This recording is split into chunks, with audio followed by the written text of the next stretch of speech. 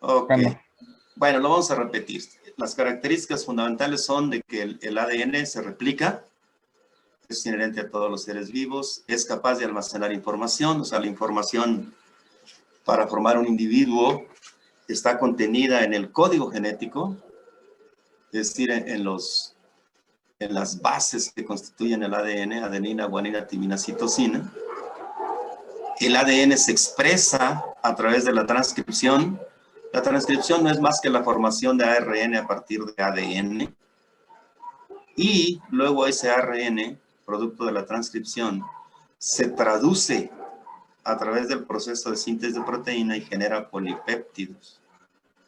Y finalmente decíamos que el ADN presenta la capacidad, tiene la capacidad de presentar variación, es decir, muta, genera variantes, genera variabilidad genética.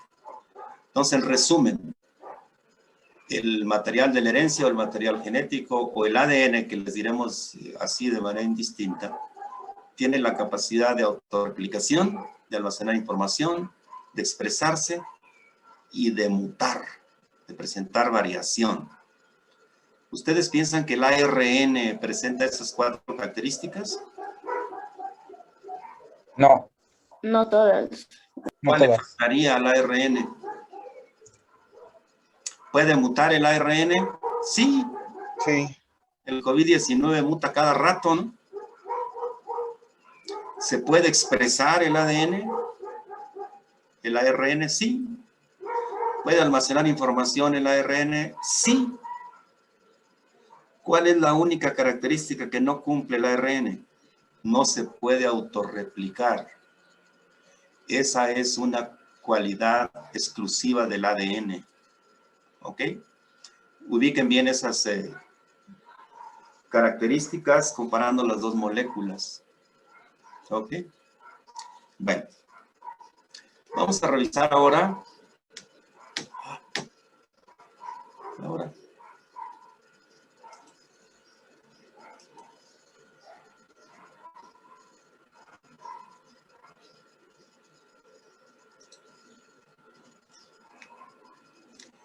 ¿Cómo fluye la información? ¿Cómo fluye la información ahora combinando las 2 moléculas, tanto ADN como ARN? Desde luego, este es un esquema simplificado del flujo de la información que inicia desde el ADN, que después de ser transcrito, es decir, después de que se dé el proceso de la transcripción, genera 3 tipos de ARN, el ARN mensajero, que es una copia de una de las hélices del ADN, genera también ARN ribosómico y ARN de transferencia. Estos 3 ARNs están involucrados en la traducción. El ARN mensajero, como su nombre lo indica, lleva el mensaje genético del núcleo al citoplasma en el caso de las células eucariotes. Y en los ribosomas se ensamblan los 3 tipos de, por lo menos los 2 primeros tipos de ARN, se ensamblan los ribosomas, y los ribosomas, son las estructuras celulares responsables de la traducción del código genético que está en el ADN y que será transformado en un polipéptido, una proteína o un polipéptido. Es decir, el ADN no es más que una secuencia lineal de nucleótidos y los polipéptidos no son más que una secuencia lineal de aminoácidos. Y todo eso ocurre a través de los procesos de transcripción y traducción del código genético. Es el flujo general de la información a partir del ADN.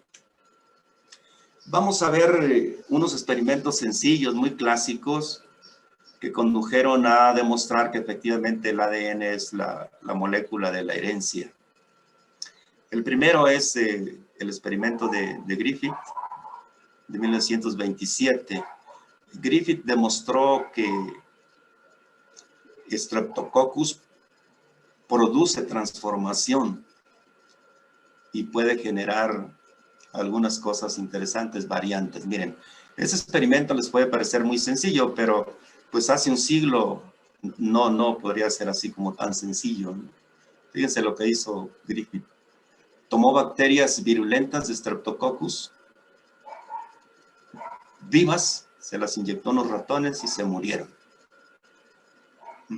Y luego tomó también bacterias, otra cepa de bacterias no virulentas, y se las inyectó a los ratones y tampoco les pasó nada. Y luego, bacterias virulentas, las puso al fuego, las mató por calor, se las inyectó a los ratones y no les pasó nada. Gracias. ¿Quién me las compró? ¿Mi jefa? ¿Cuántas le costaron? ¿Podrías, Huevo. Alejandro, ¿podrías apagar tu micrófono, por favor? Ay, perdón. Sí. Les voy a reiterar a todos que no enciendan su micrófono. Todos apáguenlo, por favor. Entonces les decía, las células virulentas muertas por calor se inyectan a un ratón y pues no le pasa nada, ¿no? Quiere decir que se destruye algo en las células virulentas. Pero lo más interesante es que en una mezcla de células virulentas muertas por calor, las del punto C, con células no virulentas, las del punto B, en esta mezcla que fue inyectada a los ratones, mató a los ratones. Entonces la pregunta ahí es, ¿qué pasó? ¿Por qué las células que antes no eran virulentas, junto con virulentas muertas, mataron a los ratones? Y la respuesta es que se generaron nuevas células de Streptococcus. Bacterias virulentas, se encontraron bacterias virulentas. Es decir, las bacterias no virulentas vivas fueron transformadas por el material de las virulentas muertas. A eso Griffith le llamó transformación. Y bueno, quienes demostraron que el principio transformante de Griffith era el ADN fueron Avery y sus colaboradores en 1944. Este experimento de Avery también es muy clásico. Miren, aquí hay células 3S en un medio de cultivo líquido. Se separan, se hace centrifugación, se matan por calor, se homogenizan, se les traen los carbohidratos, los lípidos y las proteínas. Y luego, fíjense lo que pasa. Se ponen células 2R, las no virulentas, y se pone el filtrado de 3S, esas que se habían matado por calor. Entonces, en un medio de cultivo, donde están las células 2R y el filtrado de 3S, tratadas con una proteasa. La proteasa es una enzima que destruye las proteínas, ¿sí? Pues, ¿qué pasa cuando se trata con proteasa? Se destruyen las proteínas. ¿Y qué pasó con las células? ¿Produjeron transformación o no? Esa es la pregunta. Y la respuesta es sí, se produce transformación. Eso conduce a la conclusión de que las proteínas no son el factor transformante. En otro vaso de ensayo se pone otra vez células 2R, recuerden, no virulentas, más el filtrado de las 3S muertas virulentas, pero ahora se tratan con una ribonucleasa que destruye el ARN. ¿Qué pasa con este cultivo donde se destruyó la ribonucleasa? Pues igual se produce transformación. ¿Qué quiere decir esto? Que el ARN no es el principio transformante. Y finalmente, en el vaso de ensayo donde se ponen células 2R más el filtrado de 3S, pero ahora tratado con una ADNasa, ¿sí? ¿Qué quiere decir tratado con una desoxirribonucleasa? Pues con una enzima que degrada el ADN. Con el ADN degradado no se produjo transformación y solo se encontraron en el vaso de cultivo células 2R. ¿Cuál fue la conclusión de Avery y sus colaboradores? Que el ADN es el principio transformante. O en otras palabras, que el ADN es la molécula de la herencia. Ese es un experimento muy clásico. Hershey y Chase en el 52 demostraron igualmente que en Escherichia coli también es el ADN el material de la herencia. Fíjense, por un lado hicieron crecer el fago T2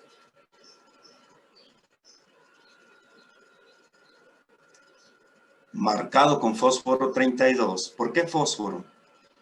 Uno de los elementos o átomos constituyentes fundamentales del ADN es el fósforo.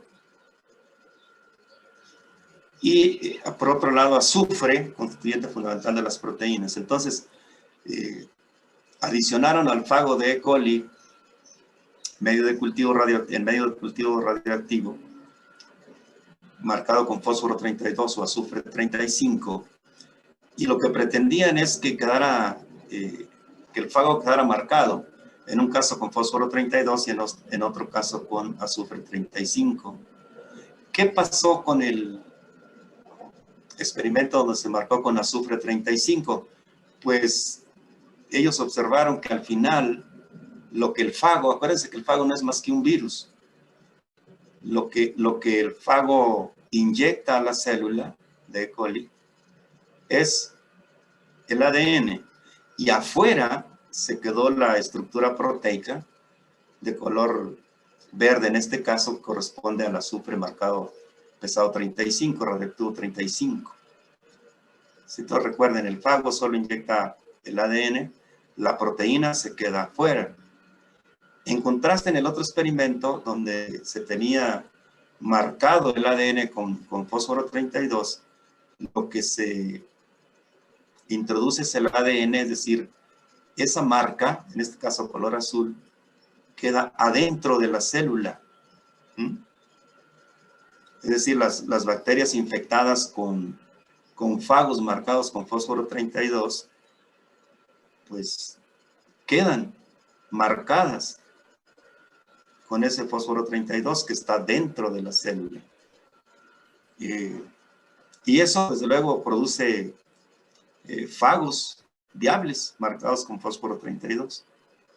En el caso de la proteína, pues produce fagos viables no marcados.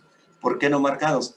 Porque efectivamente el material de la herencia aún en los virus, en este fago, es el ADN. Y luego en el virus del mosaico del tabaco, que es un virus de ARN, su material es el ARN. Frankel y Singer en el 56 demostraron que aún en los virus, el material genético, ¿cuál será? Si es un virus de ARN, pues va a ser el ARN, ¿no? Fíjense, aquí está el TMB, se degrada la proteína, se deja solo al ARN del TMB, y en otra cepa, la HR, se degrada igual la proteína, y al final se hace un híbrido, un virus que tiene el ARN del TMB y la proteína del HR. Y ese virus híbrido reconstruido se inocula en hojas de tabaco, se infectan hojas de tabaco, y después se analiza qué pasó con las hojas de tabaco, y ahí les obtiene la progenie del TMB igualito que el original, ¿no? Acuérdense que esto era nada más para demostrar quién es el material genético, el ADN o las proteínas que lo cubren, o en este caso el ARN o las proteínas que lo cubren. Entonces, se forma el mismo virus. Bueno, esos son los experimentos ya en el tiempo casi, si se fijan, en el que Watson y Crick postularon la estructura de doble hélice del ADN, por ahí en 1954, que también lo vamos a revisar ese experimento. ¿Qué mecanismos utilizan los virus de ARN, que se les llama retrovirus, para replicar su material genético? Pues utilizan algo que se llama transcripción inversa. ¿Qué cosa es la transcripción inversa? Pues primero permítanme regresar a donde está el flujo general de la información, donde a partir del ADN, por transcripción, se forma ARN. La transcripción inversa implica que a partir del ARN se forme ADN. ¿Sí? Entonces, el flujo normal de la información del ADN por transcripción se forma ARN, y la transcripción inversa es que a partir del ARN se forme ADN. Ese es el mecanismo que utilizan los virus para multiplicarse. La transcripción inversa. La transcripción inversa se utiliza en todos los retrovirus, de plantas o animales, no importa, es lo mismo. Por ejemplo, el virus del SIDA es un retrovirus. El COVID-19, aquí está mal, ¿no? El COVID-19, o el virus pues de la pandemia que nos tiene ahora preocupados, también es de ARN. Entonces, ¿qué es lo que pasa? Fíjense, el ARN es de cadena simple. El ADN es de cadena doble de nucleótidos. Entonces, por transcripción inversa, el ARN, en primera instancia, forma un híbrido que es una cadena simple de ARN y una cadena simple de ADN. Y en el siguiente momento, esa cadena simple de ADN constituye una cadena dúplex de ADN. Entonces aquí lo que le falta a esta figura es el híbrido ARN-ADN. Pero al final, lo que el virus forma es un dúplex de ADN. Ese se circulariza. Y luego, ¿qué pasa cuando ya está en forma de ADN? Se le llama protovirus. Pues ya de ahí sufre el proceso normal, porque ya está en forma dúplex, miren. Entonces ya cumple con las cualidades de ADN. ¿Cuáles son las cualidades de ADN? Que se puede transcribir y traducir. ¿Y qué pasa cuando se transcribe el producto de la transcripción inversa? Pues va a formar el propio ARN mensajero para que sinteticen los polipéptidos y demás del propio virus, las proteínas del virus, y va a producir el ARN del mismo virus. Y ese también se traduce. ¿Sí? Se traduce para formar las proteínas. Entonces, lo que ocurre es que ya en forma dúplex sufre el proceso normal de transcripción-traducción. De esa manera se replican los virus a través del proceso de transcripción inversa, que permite pasar de una cadena simple de ARN del virus, que es el material del virus, a una cadena dúplex de ADN que le permite hacer el proceso normal de transcripción y traducción. Y de esa forma se produce otra vez el material genético original del virus, el mismo, cadena simple, por la propia transcripción, ¿no? Por la transcripción de este dúplex se va a formar el material genético del virus, en este caso ARN. Y también se forman las proteínas que forman la cápsula. Y se forma el virus de nuevo. Así se replica. Aquí la pregunta, más allá de la transcripción inversa, aquí la pregunta importante para ustedes es, ¿qué pasa con la transcripción inversa? Pues tiene una característica importante la transcriptasa inversa. Comete muchos errores en la transcripción de ARN a ADN. Y esos errores no son más que mutaciones. Genera muchos cambios. Entonces, el ARN original, después de varias transcripciones inversas, eventualmente genera ARNs distintos. En otras palabras, los virus de ARN o los retrovirus tienen como una cualidad importante presentar altas tasas de mutación. Por esa razón, eventualmente las vacunas contra los virus no son muy efectivas. Si el virus muta, si el virus cambia, la vacuna presente eventualmente ya no tenga la misma efectividad. ¿Sí? Me iba a hacer una pregunta, Andrés. Adelante, Andrés. Sí, profe. Sí, aquí estoy. Sí, adelante, adelante. ¿El ARN de los virus sigue conteniendo intrones y exones? No. Los intrones, exones, eso lo vamos a ver en células eucariotas, procariotas, en los cromosomas. Bueno, es que ayer tenía una clase de virología y decía igual que no, que hay partes del gen viral que no codifican para las proteínas. ¿Cómo sabe la célula que ese ARN no se debe mandar a maduración para eliminar esas partes que no codifican? Y bueno, ¿cómo esto no modifica al virus propiamente? Sí, de acuerdo. Sí, Andrés.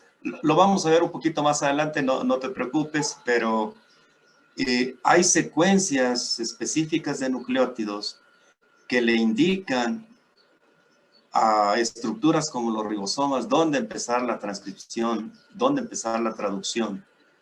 Y esas enzimas que participan ahí, lo vamos a ver con más detalle cuando veamos replicación, transcripción, traducción. Pero esas mismas están codificadas en el propio ADN, o en las moléculas, pues, ADN, ARN en este caso. En general, el material genético de virus y de procariotes no tiene intrones, pero lo vamos a ver después, cómo se editan en su caso los intrones en las células eucariotes que sí los tienen. En los virus es medio directo. Pueden eventualmente tener, no todo el ADN es codificante de características. O sea, no todo el ADN, los millones de pares de bases del ADN se traducen al final en polipéptidos o proteínas. Hay segmentos que realmente tienen otras funciones o no tienen ninguna. Le dicen ADN redundante. Profe, esto Sí. se debe, bueno, lo que acaba de mencionar de que no todo el ADN lo ocupamos realmente porque no tenemos la necesidad, porque pues, yo supongo que pues el ADN lo tenemos desde siempre, ¿no? Es como un almacén de recuerdos, de habilidades que hemos desarrollado a través de nuestra evolución. Entonces, pues, supongo que ¿por qué será esto? Tal vez son habilidades que tenemos y que realmente hoy en día no utilizamos. Sí, o sea, solo recuerden que la vida surgió hace muchos millones de años y en el tiempo que vivimos los humanos, de repente no somos capaces ni siquiera de comprender todo lo que ha sucedido en el proceso evolutivo, donde el ambiente en que surgió la vida era muy distinto al ambiente del universo y de la Tierra en particular que tenemos hoy. Y que al final del día, la primera molécula con la cualidad de autorreplicarse es el ADN, que formó estructuras primitivas con esa capacidad de autorreplicarse o replicones de ADN, que lo hacían en un medio químico que quién sabe cuál sería en el origen, hace millones de años. Y finalmente se formaron estructuras simples, bacterias, primero procariotes, son las células originales. Y hay que decirlo, también los virus son tal vez del origen, ¿no?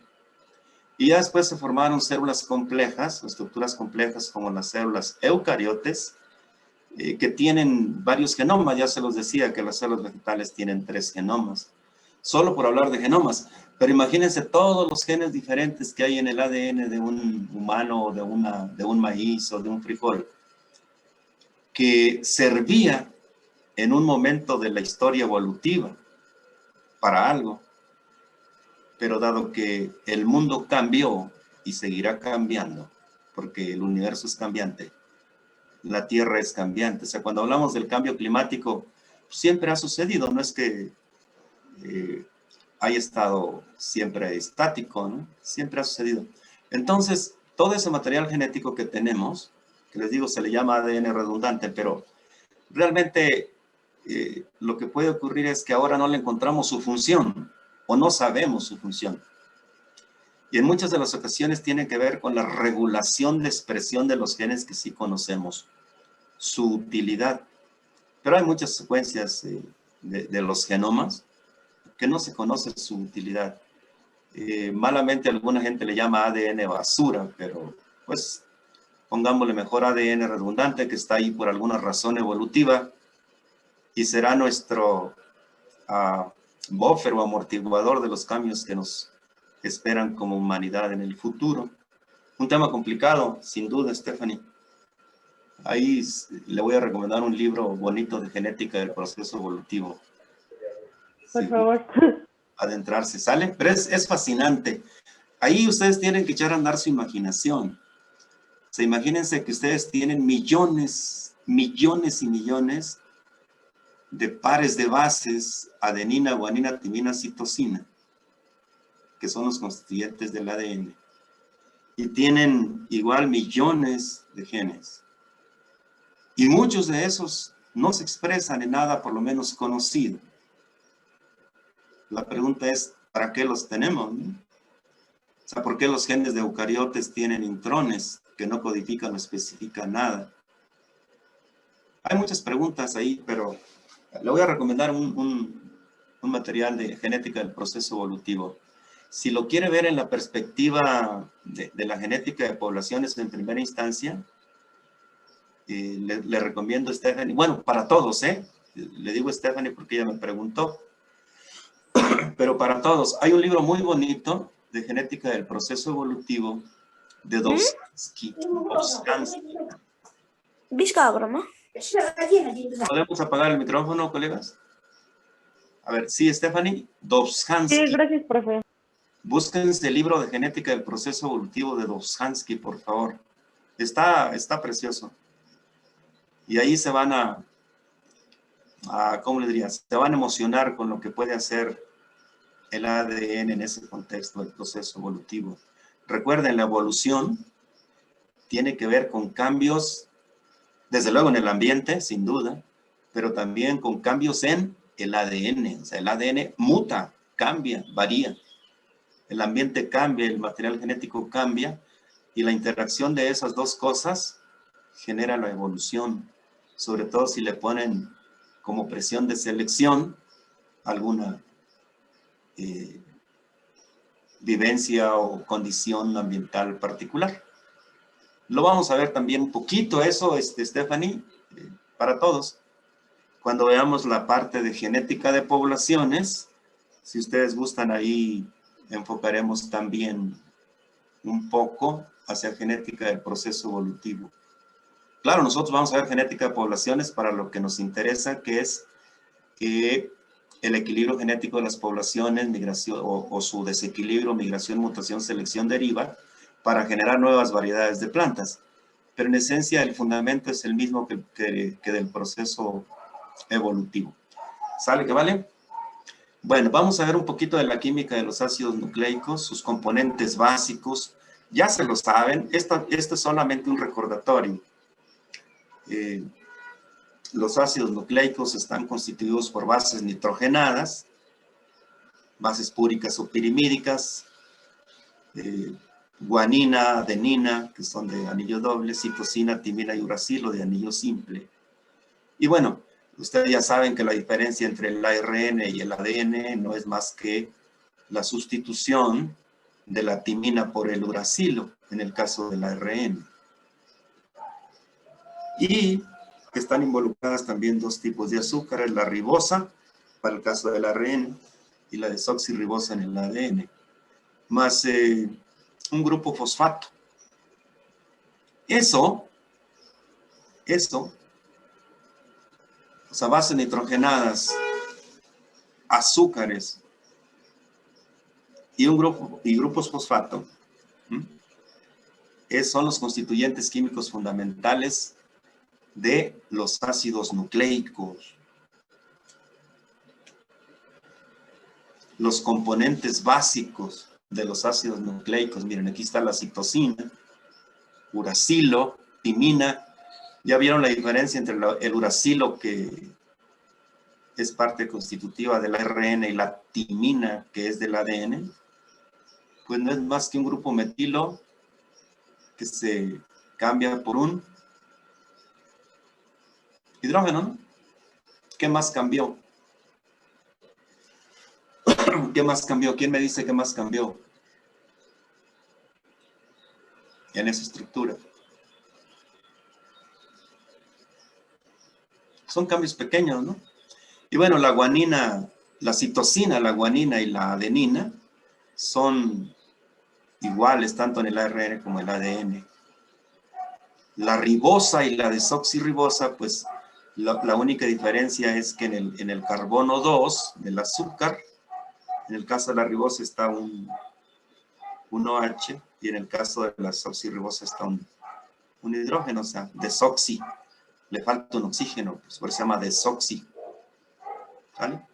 Esos son los componentes básicos del ADN que al final forman los nucleótidos. Los nucleótidos son la base de la estructura, tanto del ADN como del ARN. ¿De qué están formados los nucleótidos o cómo están hechos los nucleótidos? ¿De qué están hechos los nucleótidos? Pues están hechos con la unión de una base nitrogenada, el azúcar y un grupo fosfato. ¿Sí? Fíjense que la base nitrogenada siempre se une en el carbono 1 del azúcar. Siempre. Y 1, 2, 3, 4, ¿dónde se une el grupo fosfato? En el azúcar. ¿Quién me dice? En este caso es el 5, ¿no? El grupo fosfato. Bueno, eso es un nucleótido. La estructura formada por un azúcar, una base nitrogenada que puede ser adenina, guanina, timina, citosina o uracilo, el que ustedes quieran, y un grupo fosfato. Eso es importante que no lo olviden. Bueno, ustedes tal vez se acuerdan del ATP. ¿Quién me dice qué es el ATP? A ver, Gibran, ¿nos puede decir qué es el ATP? La adenosintrifosfato. Recuerden que su maestro de fisiología o su maestra de fisiología les decía que el ATP era la moneda energética. Molécula de energía. Sí. Ándele. La moneda energética del mundo viviente, el ATP. Bueno, pues la energía está precisamente en el grupo fosfato. Adenosin trifosfato. ¿Qué quiere decir? Que tiene 3 fósforos. ¿Se acuerdan hace rato que les decía cuando les platiqué el experimento de fósforo marcado? ¿Por qué se marca el fósforo? Porque el fósforo es componente del material genético. Entonces puede ser ATP, GTP, TTP, CTP o UTP. Entonces, adenín, guanín, timidín, citosín, uridín, ¿no? Adenín trifosfato, guanidín trifosfato, etc. Son los 5 nucleótidos que constituyen las moléculas de la herencia. Aquí está la adenosina trifosfato, pues la que ustedes conocen en el mundo de la fisiología. O acá en contraste está la timidina, miren, difosfato. Aquí es trifosfato. Bueno, esos son los nucleótidos. Son la fuente de energía para la replicación y la transcripción. ¿Por qué? Porque ya van a ver que cuando se unan nucleótidos, ¿qué pasa cuando se unen nucleótidos? Si ustedes unen nucleótidos, fíjense, habíamos dicho que la base nitrogenada estaba en el carbono 1, ahí está la base nitrogenada, en este caso es timina, ¿sí? En el siguiente nucleótido, aquí está el azúcar, la base nitrogenada que está en el carbono 1 es guanina, ¿sí? Estas son las bases nitrogenadas, ambas en el carbono 1. Y luego, este nucleótido, que corresponde con la guanina, se une con el superior, que corresponde con la timina, a través del grupo fosfato. El grupo fosfato hace algo que se llama un enlace fosfodiéster, que une el carbono 3 de un nucleótido con el carbono 5 del siguiente. Entonces, esa es la función del grupo fosfato. Unir nucleótidos entre sí o formar cadenas de nucleótidos. Recuérdenlo, el enlace fosfodiéster ocurre entre los carbonos 3 y 5 de dos nucleótidos y su función es unirlos. O en otras palabras, los nucleótidos se unen a través de enlaces fosfodiéster. ¿Y a qué conduce que se vayan uniendo en nucleótidos en los carbonos 3 y 5? Pues conduce a la formación de una cadena simple de nucleótidos. Aquí está una cadena simple, miren. ¿Sí? Se van uniendo, se van haciendo enlaces fosfodiéster en los carbones 3 y 5 que les decía. Y eso forma una cadena simple de nucleótidos. Aquí hay una adenina, timina, guanina, citosina, adenina, etc. O sea, una cadena simple. Eso es importante porque les decía que el ARN es de cadena simple, pero el ADN es de cadena doble. Y antes de pasar a la cadena doble, vamos a revisar algo que se llaman las reglas de Chargaff. Que en 1913 él encontró algo bien interesante, miren. Encontró que la concentración de adenina era igual a la concentración de timina. A su vez, la de guanina igual a la de citosina. Y encontró que la concentración de las bases púricas guanina-adenina era igual a la de las bases pirimídicas citosina-timina en el ADN. De allí se derivó a lo que se conoce como las reglas, esto se conoce como las reglas de Chargaff. De ahí dedujo que entonces en el ADN siempre se unía una guanina con una citosina, con 3 puentes de hidrógeno, y una adenina con una timina que se une con 2 puentes de hidrógeno. Y en el caso del ARN, una adenina con un uracilo. Esto no lo olviden.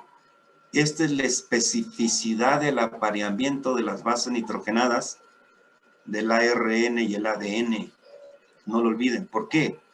Porque es la base fundamental para que entiendan la estructura doble hélice del ADN y también la transcripción del ADN en ARN y desde luego la traducción del ARN en polipéptidos. Aquí están los apareamientos. Una pregunta. Dígame. ¿Siempre se cumplen estas reglas? Bueno, las reglas de Erwin, ¿siempre se cumplen para todos los organismos? ¿O hay sus excepciones? Se cumplen siempre y cuando no lo hacen generan algo que se llama mutaciones. Y eso es lo que vamos a ver también, Stephanie, no se me desespere. O sea, ¿qué pasa cuando no se cumplen? Pues cuando no se cumplen se generan variaciones. Ese es el principio precisamente de las mutaciones.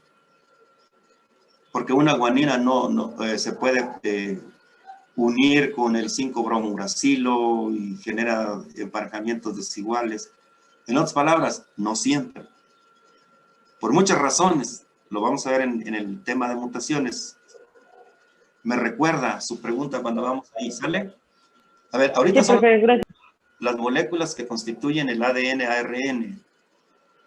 Pues estamos viendo la estructura química para después entrar a esos detalles. Miren, aquí está el apareamiento de las bases nitrogenadas.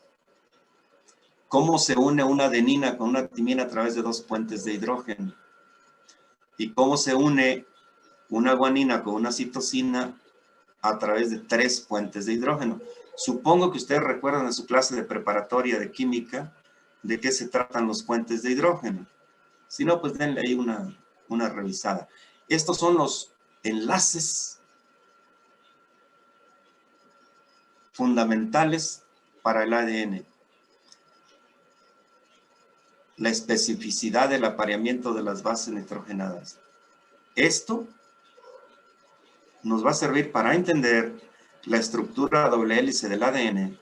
Igual nos va a permitir entender la transcripción y la traducción de los genes. Aquí está la estructura de la doble hélice que fue postulada por Watson y Crick en el año 53. Es un artículo clásico. Si lo quieren revisar, métanse a la revista Nature. Por ahí ustedes son expertos en la red. La revista Nature del año 53. Ahí lo van a encontrar, el artículo que dice que el ADN es una doble hélice de replicación semiconservativa. ¿Qué quiere decir doble hélice? Que es una cadena simple de nucleótidos unidos, los nucleótidos por enlaces fosfodiéster a través del grupo fosfato. Eso ya se los expliqué. Y una cadena complementaria o antiparalela que unida con la primera a través de los enlaces de puentes de hidrógeno de las bases nitrogenadas.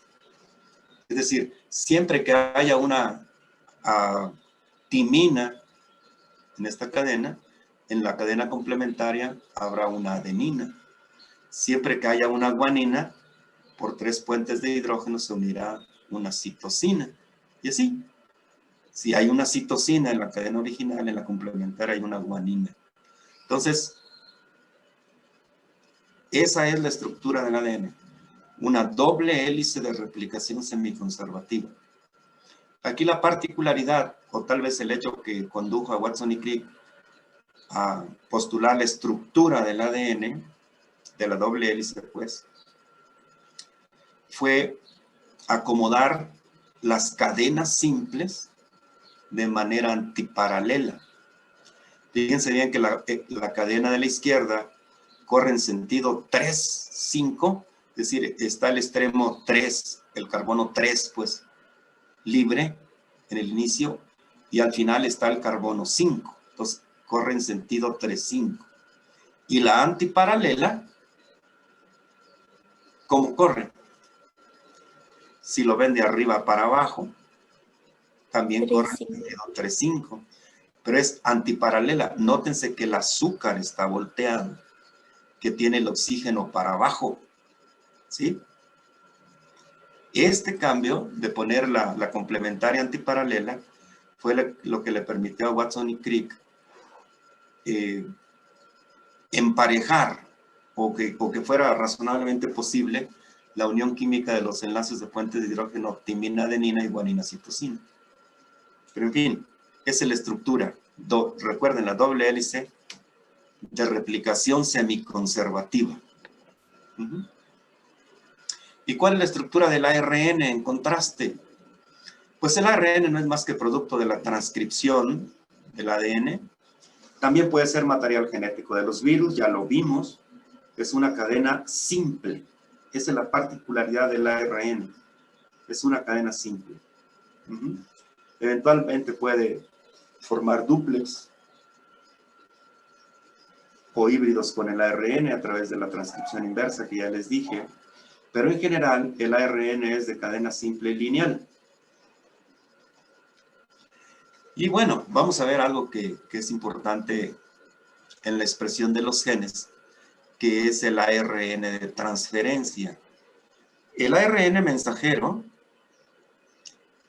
es el producto directo de la transcripción, es el que lleva el mensaje.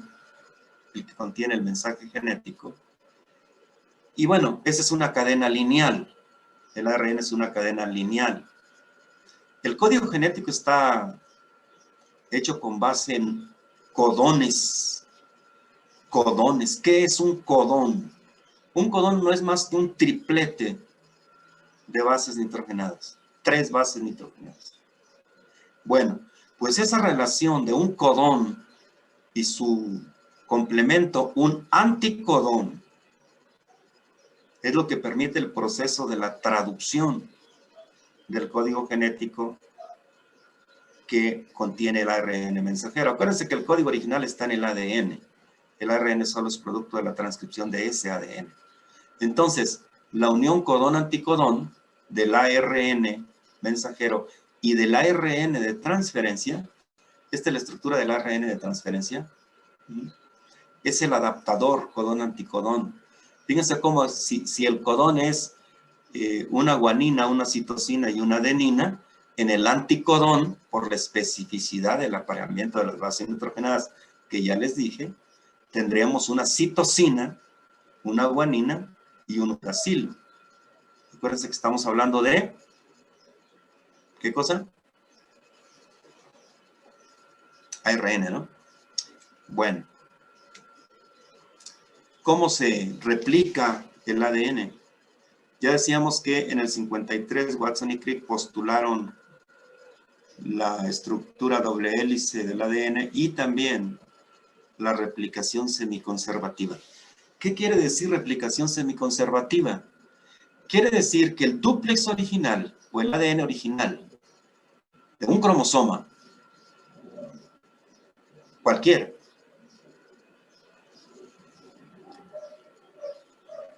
se disocian las hélices sencillas, o el dúplex se separa en 2 hélices sencillas, y cada una de ellas del ADN parental, le vamos a decir parental o ADN original, como sea que le quieran decir, o el ADN de los progenitores. Entonces se separan las 2 cadenas sencillas, y cada una de ellas sirve de molde para que se sintetice su complemento. Entonces aquí tenemos una adenina, en el complemento se agregará una adenina. Si tenemos una guanina, se agregará una citosina, y así, todo. Y en la cadena complementaria, original complementaria, teníamos una adenina, se va a unir una timina. Si tenemos una citosina, fíjense bien, aquí tengo timina original, en la complementaria original, adenina. Pero ¿qué tengo ya que se da la replicación? Fíjense cómo tengo adenina, timina, ya en la cadena doble hija. Y en la otra también tengo adenina, timina, o timina, adenina, como lo quieran ver. Entonces, la replicación semiconservativa del ADN implica que cada una de las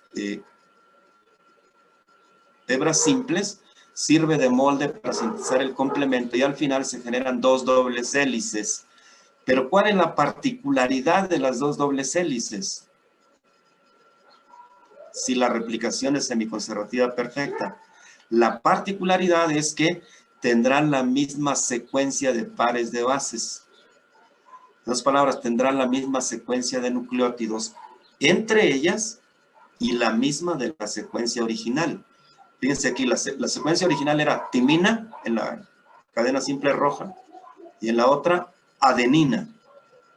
Entonces el par de bases era timina-adenina en el original. ¿Y cuál es en cada una de las 2 cadenas hijas? Timina-adenina. Entonces la replicación semiconservativa del ADN implica que se forman 2 cadenas hijas idénticas entre sí e idénticas a la cadena original. ¿Se acuerdan cuál proceso de división celular producía células idénticas entre sí e idénticas a la célula original? ¿Quién me lo dijo? Mitosis. Claro. Siempre y cuando no haya mutación o se involucren otras moléculas, como decía hace rato Stephanie. Pero ¿a poco no es particularmente hermosa la estructura de replicación semiconservativa del ADN?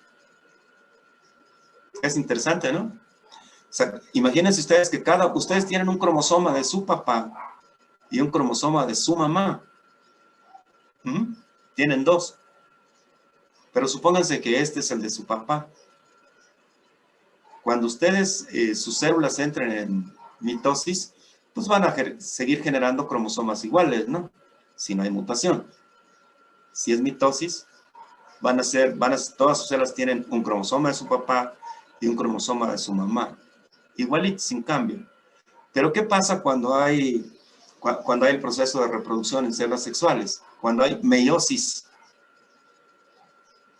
¿Se acuerdan cuál es la diferencia fundamental entre meiosis y mitosis?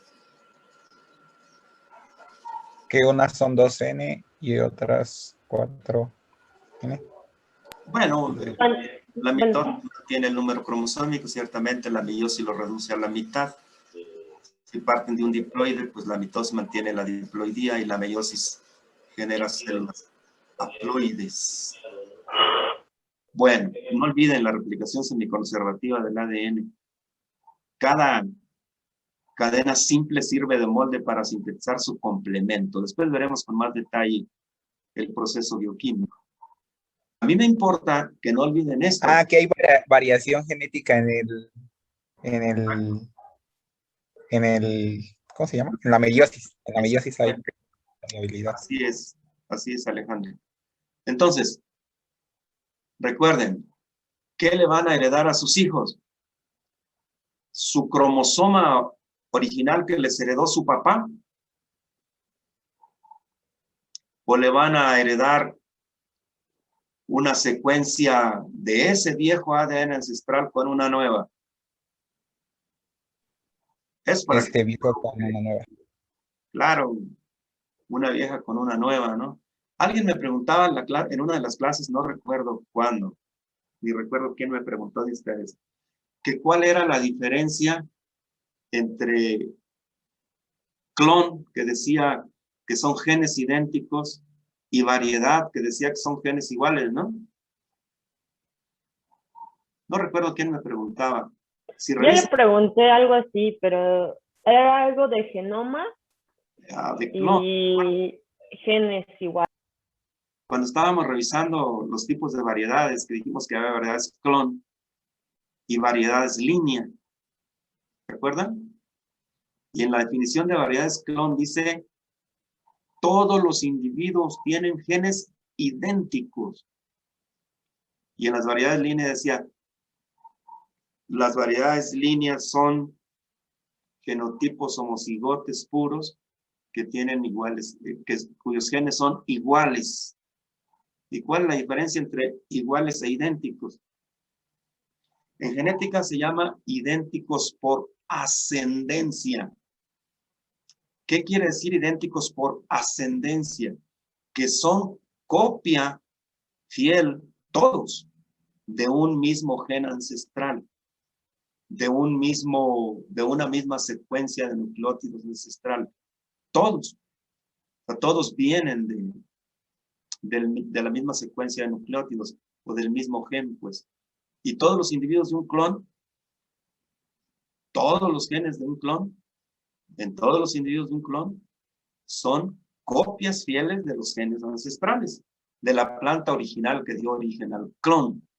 Y en el caso de las variedades línea, donde está involucrada la reproducción sexual, ahí no es así, porque en el caso de la reproducción sexual interviene la meiosis, y ahí en la meiosis las células resultantes no son idénticas, son exactamente lo contrario. Es un poco para que entiendan la diferencia entre idéntico e igual. O sea, pueden dos genotipos, un genotipo, pueden tener los mismos alelos a uno, cualquiera. Son alelos iguales, es una línea homocigótica, ¿no? A uno. Pero pueden ser idénticos por ascendencia. ¿Qué quiere decir eso? Que son copia fiel de un mismo alelo ancestral. Pero no se compliquen ahorita la vida con eso. Solo recuerden, si son copia fiel de un único gen ancestral, son idénticos por ascendencia. Lo veremos cuando veamos ancestría o endogamia en genética de poblaciones y cuantitativa. Bueno, seguimos con la base química de la replicación semiconservativa. Igual aquí está el dúplex original. Le voy a decir dúplex, es el ADN, pues. No olviden, especificidad en el apareamiento de las bases nitrogenadas. Ese es el fundamento de la replicación semiconservativa. Siempre una adenina con una timina con 2 puentes de hidrógeno y una guanina con una citosina con 3 puentes de hidrógeno. Igual otra vez. Eso es la replicación. Que una cadena, cada una de las dos de la doble hélice sirve de molde y forma 2 igualitas. Fíjense, el ancestral. ¿Qué tiene el ancestral? ¿Qué secuencia tiene? Timina, adenina, el primer par. Esta hija, timina, adenina, el primer par. Esta hija, timina, adenina, el primer par. O sea, la replicación semiconservativa implica formar 2 dobles hélices idénticas entre sí y a la cadena original. Eso es la replicación semiconservativa. Profe, Ajá. Sí, la especificidad de las bases nitrogenadas entonces se debe a los puentes, al número de puentes de hidrógeno. no, se debe a los puentes de hidrógeno, pero más bien se debe a la estructura química de las bases per se. Mira, me regreso tantito, Alejandro. Revisen esto. Okay. Siempre se va a unir una doble anillo con un anillo simple, siempre. Doble anillo, anillo simple. ¿Para qué? Para que puedan formar los puentes de hidrógeno, o sea, para que este nitrógeno y este oxígeno puedan compartir un electrón del hidrógeno. Y estos 2 nitrógenos igual, y este oxígeno y este nitrógeno igual. O sea, para que el ADN tenga estabilidad. Dejen ver si me regreso hasta... No. Aquí. O sea, por eso Watson y Crick postularon la doble hélice antiparalela, precisamente para que fuera posible que se formen esos puentes de hidrógeno. ¿Sí, Alejandro? Si ponen esta cadenita de la derecha paralela a la primera, no es posible que se emparejen las bases nitrogenadas con los puentes de hidrógeno. O sea, no se puede dar la unión química. No, ya. Porque no coinciden. No coinciden los átomos. Sí. O sea, tienen que coincidir para que compartan el electrón del hidrógeno. ¿Sí? Vale. Ah, ya. Ok, Vale. profe, de acuerdo. Vale, que va. Qué bueno que les guste la química. Fíjense que en otros años, de repente, les platico esto a los colegas y como que ya no se acuerdan mucho. Qué bueno que ustedes sí se acuerdan. Entonces, miren, en la replicación yo creo que ya del ADN ya quedó claro que la especificidad en el apareamiento de las bases nitrogenadas es fundamental. Pero también es la base de la traducción y de la transcripción. En otras palabras, la base química fundamental de la replicación, transcripción y traducción es la especificidad en el apareamiento de las bases nitrogenadas. Eso no lo olviden, es algo fundamental. Bueno, quienes demostraron la replicación semiconservativa del ADN fueron Mendelssohn y Stahl en el 58. Este experimento igual es muy bonito. Fíjense que hay ADN de E. coli uniformemente marcado con nitrógeno 15. O sea, crecieron la E. coli en un medio con nitrógeno 15. Pues. Entonces, ya que está marcado el material genético de E. coli con nitrógeno 15, ¿sale? Nitrógeno 15. Aquí está, miren, estas son las 2 cadenas simples del ADN. Este es el dúplex, ¿vale? Ya se lo estoy poniendo más sencillos, es un dúplex. Es como si fuera eso, pues, ¿vale? El dúplex. Pero ya nada más puse 2 rayitas, pues. Bueno, fíjense, este es el ADN de esa E. coli que creció en un medio con N15, ¿vale? Ahí está, con dos rayitas rojas. La rayita roja 1 tiene todo el nitrógeno 15 y su complementaria también tiene 15. Entonces, en la generación 0, donde están las E. coli todas con N15, pues se forma, si hacen centrifugación, se forma una banda, porque solo hay un nitrógeno, perdón, solo hay un ADN con nitrógeno pesado, 15-15, el doble hélice 15-15 le vamos a decir a este. Entonces forma solo una banda, nitrógeno 15-15. Entonces, es este que creció nitrógeno 15, ¿sí? En la generación 0, dos cadenas, 15-15. Ahí está, cadenas 15-15, ¿vale? Fíjense, ¿qué pasa si yo ahora hago crecer esa E. coli en un medio con N14? Que ahora voy a poner en azul. O sea, ¿qué pasa cuando crece con el nitrógeno 14? Pues se van a formar, otra vez, desde luego se va a replicar el ADN, se replican las células. ¿Y qué pasa después de una generación de replicación? ¿Qué pasó en una generación de replicación? ¿Cómo es el ADN? Si dijimos que era semiconservativa y cada una de estas dos cadenas 15 originales sirve de molde para sintetizar su complemento, ¿cómo va a ser el complemento de una cadena 15? Pues azul.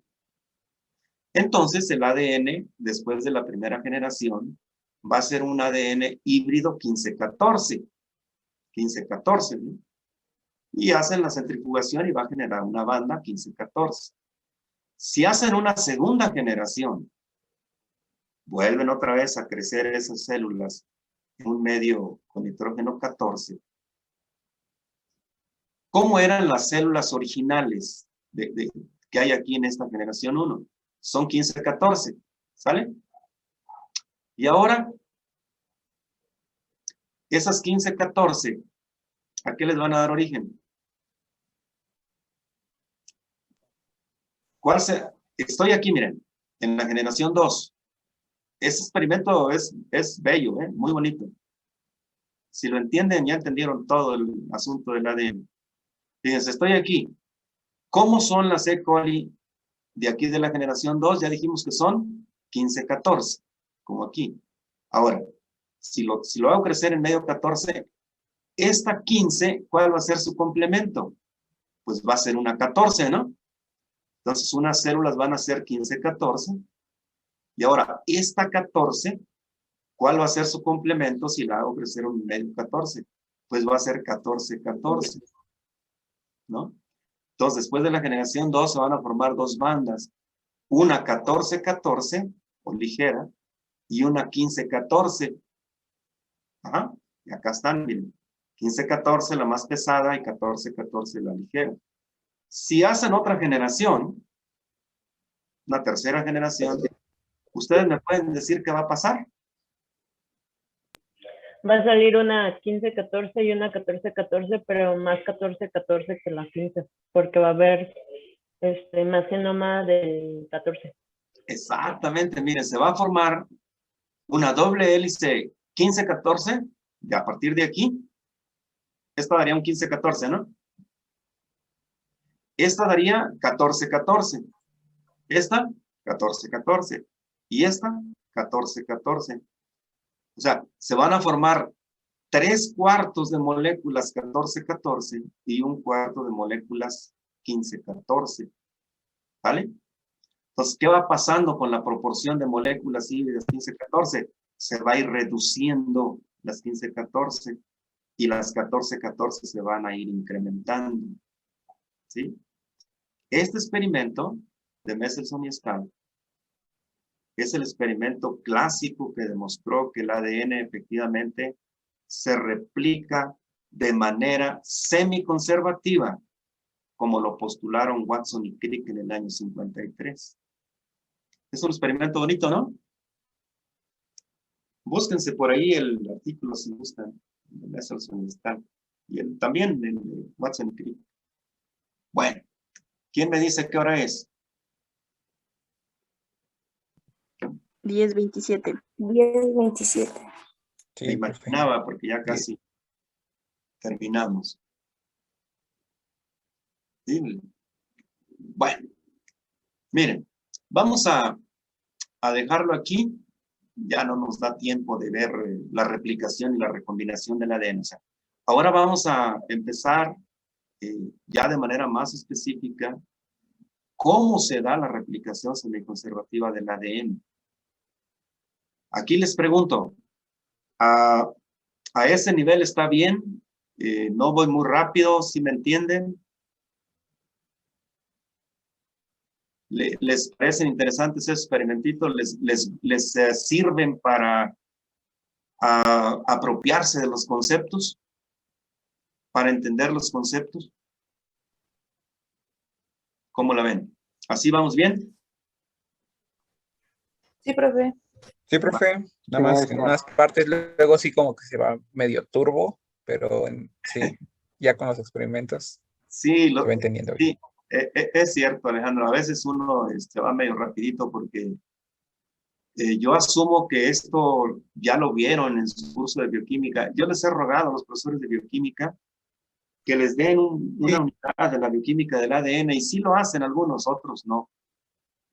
Porque además de que es bonita, ¿no? La bioquímica del ADN. En fin, vamos a revisar poquita la bioquímica del ADN, lo que nos permite ir entendiendo lo que nos sirve para nuestro propósito de nuestro curso. Lo fundamental lo vamos a ir revisando, pero acuérdense que el foco, o sea, ¿para qué estamos estudiando el ADN aquí nosotros?